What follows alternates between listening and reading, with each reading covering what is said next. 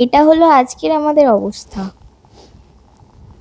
আগের দিন ওই মাঝরাত থেকে 2টো কি 3টে নাগাদ থেকে সারা রাত সারাদিন তুষার ঝড় হয়েছে, মানে স্নোফল হয়েছে আর সাথে ঝোড়ো হাওয়া। আর আমরা তখন বেরিয়েছিলাম বিকেলে।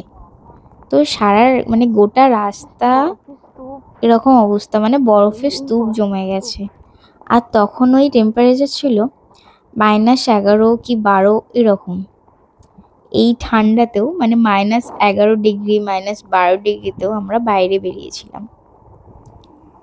আর আজকে এরকমই সারাদিন চলছিল টেম্পারেচার -11 ডিগ্রি 12 ডিগ্রি, হ্যাঁ 14-15 পর্যন্ত মাইনাস এরকম চলছিল। আর আমাদের ওখানে যেমন মানে জল বাড়লে বন্যা হয়ে যায় চারদিকে, এখানে সেরকম দেখলাম না, আলাদাই অভিজ্ঞতা।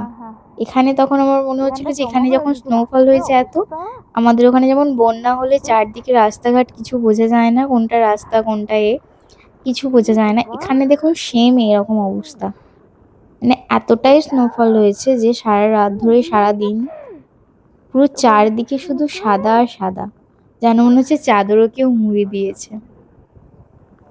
মানে স্নোফল হয়ে এতটাই উঁচু হয়ে গেছিল যে গাড়িগুলো খুবই আস্তে চলছিল, গাড়ি তো চলছিলই না তেমন।